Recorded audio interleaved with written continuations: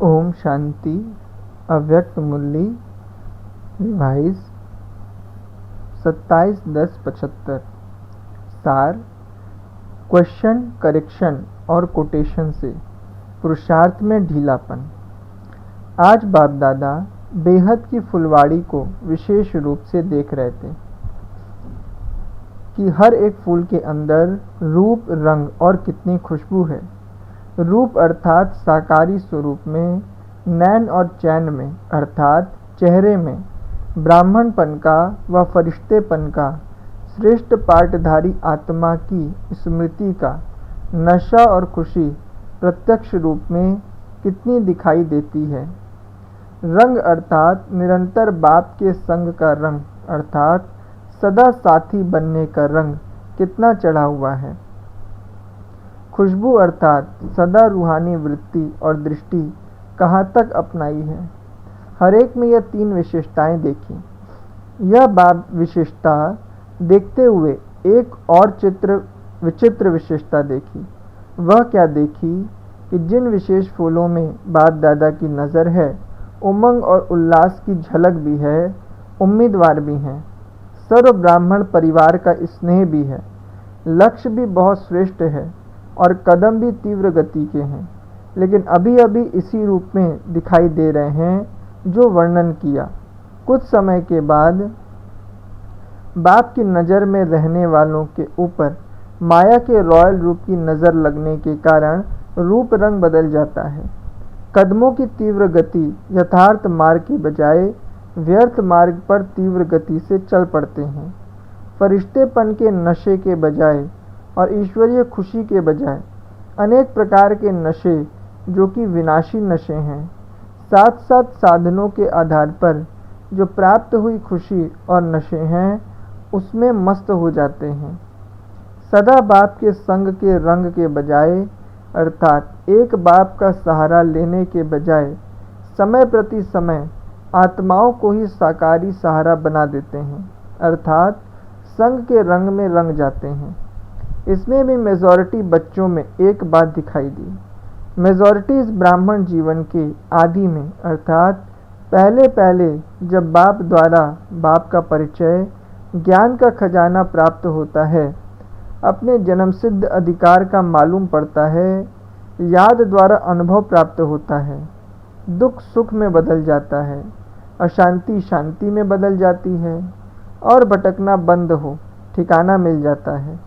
उस शुरू की स्थिति में बहुत अच्छे तीव्र उमंग उल्लास वाले, खुशी में झूमने वाले, सेवा में रात दिन एक करने वाले, संबंध और शरीर की सुध-बुध भूले हुए, ऐसे फर्स्ट क्लास, सर्विसेबल, नॉलेजफुल और पावरफुल स्वयं को भी अनुभव करते हैं और अन्य ब्राह्मण भी उनको ऐसे ही अनुभव करते हैं।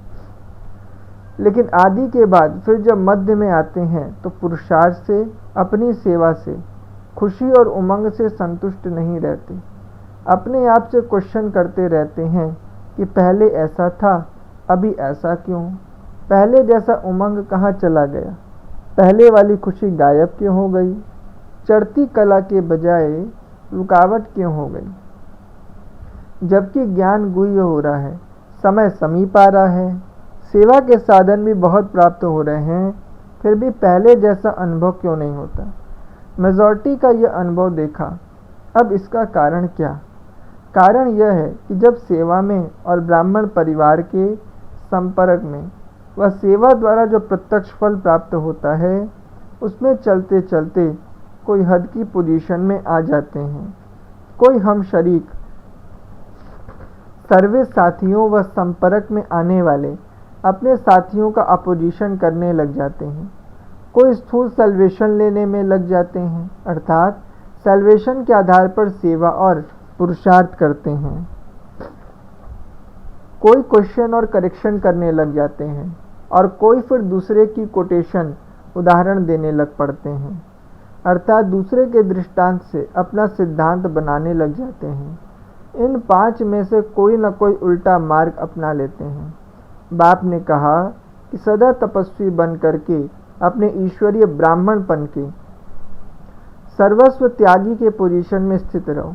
लेकिन हद की पोजीशन की मैं सबसे ज़्यादा सर्विसेबल हूँ, प्लानिंग बुद्धि हूँ, इन्वेंटर हूँ, धन का सहयोगी हूँ, दिन रात तन लगाने वाला हूँ अर्थात हार्ड वर्कर हूँ या इंचार्ज हूँ।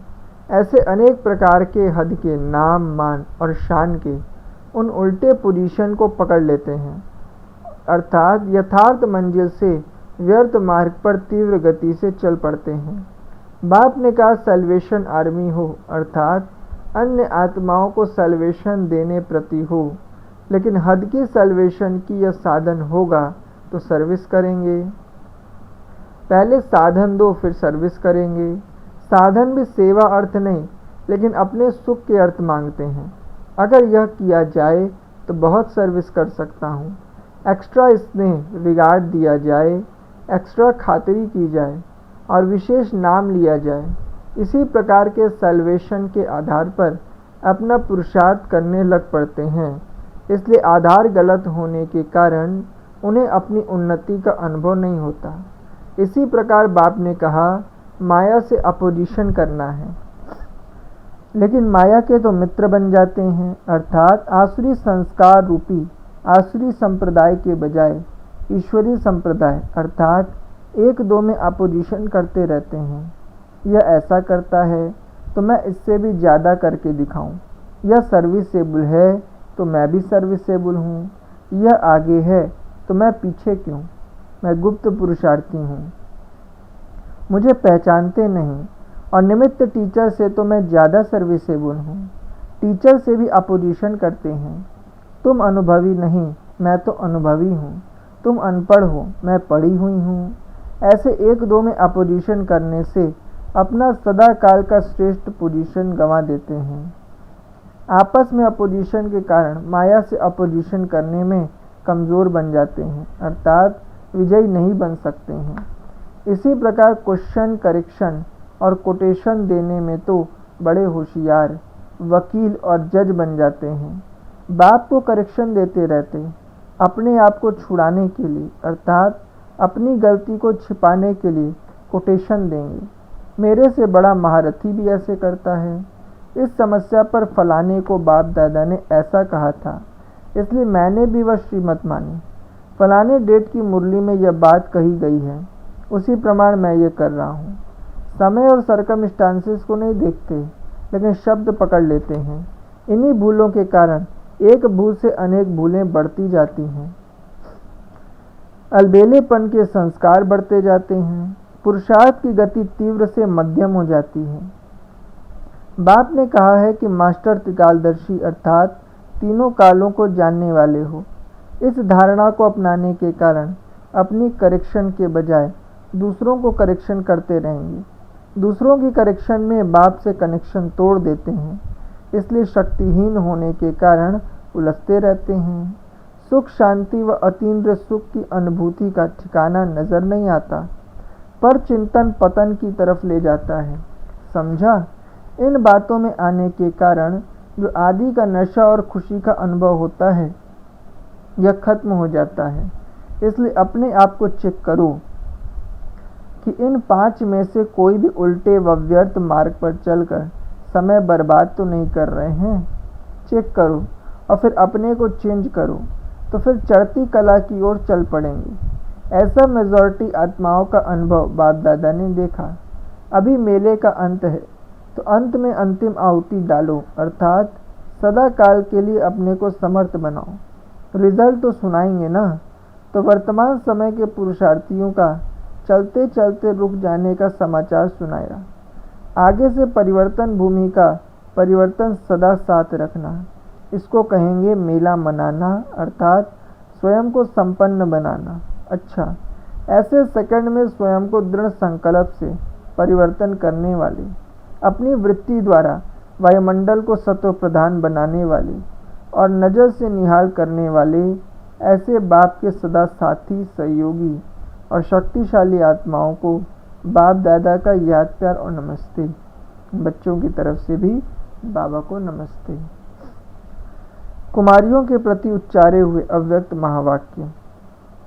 सभी कुमारियों ने जो बाप से पहला वायदा किया हुआ है कि एक बाप दूसरा न कोई, वह निभाती हैं। इसी वायदे को सदा निभाने वाली कुमारी विश्व कल्याण की अर्थ निमित्त बनती हैं। कुमारियों का पूजन होता है, पूजन का आधार है संपूर्ण पवित्र, तो कुमारियों का महत्व पवित्रता के आधार पर है। अगर कुमारी कुमारी होते हुए भी पवित्र नहीं तो कुमारी जीवन का महत्व नहीं। तो कुमारीपन की जो विशेषता है उनको सदा साथ साथ रखना, उसे छोड़ना नहीं तो अपनी विशेषता को छोड़ने से वर्तमान जीवन का अतीन्द्रिय सुख और भविष्य के राज्य का सुख दोनों से वंचित हो जाएंगी। ब्रह्मा कुमारी होते हुए भी सुनेंगी, बोलेंगी कि अतीन्द्रिय सुख संगम का वर्षा है, लेकिन अनुभव नहीं होगा। जब सदा कुमारी जीवन का महत्व स्मृति में रखेंगी तो सफल टीचर व ब्रह्मा कुमारी बन सकेंगी। जब ऐसा लक्ष्य है तो कुमारीपन की विशेषता के लक्षण सदा कायम रहें, चाहे माया कितनी भी इस विशेषता को हिलाने चाहे तो भी अंगद के समान कायम रहें। कुमारी निर्बंधन तो है, लेकिन डर रहता है कि कहीं कुमारी होते माया के वश नहीं हो जाए। अगर इस कारण को कुमारी मिटा देवें तो देखने की ट्रायल करने की जरूरत नहीं। दूसरी परिवर्तन करने की शक्ति चाहिए। कोई भी आत्मा हो, कैसी भी परिस्थिति हो, लेकिन स्वयं को परिवर्तन करने की शक्ति हो, तभी सफल टीचर और सेवाधारी बन सकेंगी। संपूर्ण पवित्रता और परिवर्तन शक्ति, इन दोनों विशेषताओं से सेवा, स्नेह और सहयोग में विशेष आत्मा बन सकेंगी। नहीं तो ट्रायल की लिस्ट में रहेंगी, सरेंडर की लिस्ट में नहीं आ सकेंगी। इन दोनों विशेषताओं को कायम रखने वाली कुमारी ही गायन पूजन योग्य होगी। अल्पकाल का वैराग्य नहीं, लेकिन सदा काल का वैराग्य अर्थात त्याग और तपस्या, तब कहेंगे विशेष कुमारी। अभी तो निमित्त को ध्यान रखना पड़ता है, लेकिन क्योंकि अभी तक विशेषता दिखाई नहीं है इसलिए सेवा रोकनी पड़ती है। कोई शिकायत किसी द्वारा न सुनी जाए तभी कंप्लीट टीचर अथवा 100 ब्राह्मणों से उत्तम कन्या बन सकती हैं। अच्छा, दीदी जी के प्रति अव्यक्त महावाक्य। कोई भी कमजोरी को मिटाने के लिए विशेष महाकाली स्वरूप शक्तियों का संगठन चाहिए जो अपने योग अग्नि के प्रभाव से इस वातावरण को परिवर्तन करें। अभी तो ड्रामानुसार हरेक की चलन रूपी दर्पण में अंतिम रिजल्ट स्पष्ट होने वाली है।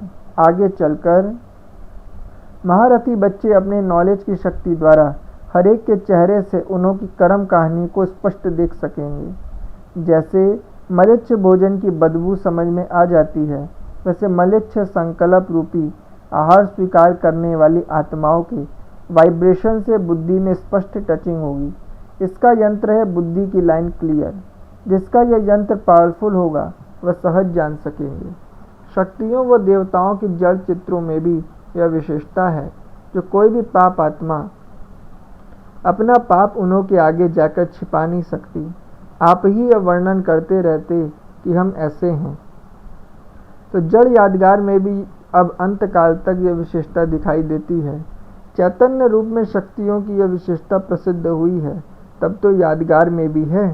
यह मास्टर जानी जाननहार की स्टेज अर्थात नॉलेजफुल की स्टेज। यह स्टेज भी प्रैक्टिकल में अनुभव होगी, होती जा रही है और होगी भी। ऐसा संगठन बनाया है, बनना तो है ही। ऐसे क्षमा स्वरूप संगठन चाहिए जिन्हों के हर कदम से बाप की प्रत्यक्षता हो, जो सदा बाप के लवलीन अर्थात याद में समाये हुए हैं। ऐसी आत्माओं के नैनों में और मुख में अर्थात मुख के हर बोल में बाप समाया हुआ होने के कारण शक्ति स्वरूप के बजाय सर्वशक्तिवान नजर आएगा। जैसे आदि स्थापना में ब्रह्मा रूप में सदैव श्री कृष्ण दिखाई देता था, ऐसे शक्तियों द्वारा सर्वशक्तिवान दिखाई दे। ऐसे अनुभव हो रहा है ना। जो सदा बाप की याद में होंगे और मैंपन की त्याग वृत्ति में होंगे, उन्हों से ही बाप दिखाई देगा। जैसे स्वयं मैंपन भूले हुए हैं, वैसे दूसरों को भी उन्हों का वह रूप दिखाई नहीं देगा, लेकिन सर्वशक्तिवान का रूप दिखाई देगा। अच्छा, वरदान। सदा भरपूरता की अनुभूति द्वारा टेढ़े रास्ते को सीधा बनाने वाले शक्ति अवतार भव। स्पष्टीकरण। सदा शक्ति के गुणों के, ज्ञान के, खुशी के खजाने से भरपूर रहो तो भरपूरता के नशे से टेढ़ा रास्ता भी सीधा हो जाएगा। अगर खाली होंगे तो खड्डा बन जाएगा और खड्डे में गिरने से मोच आएगी। जो कमज़ोर और खाली होते हैं उन्हें संकल्पों की मोच आती है। शक्ति अवतार अर्थात टेढ़े को सीधा करने का कॉन्ट्रैक्ट लेने वाले। ऐसा कॉन्ट्रैक्ट लेने वाले कभी यह नहीं कह सकते कि रास्ता टेढ़ा है। अगर कोई गिरते हैं तो अटेंशन की कमी है या बुद्धि भरपूर नहीं है। स्लोगन: रूहाब को धारण करने वाले ही रूहानी गुलाब हैं।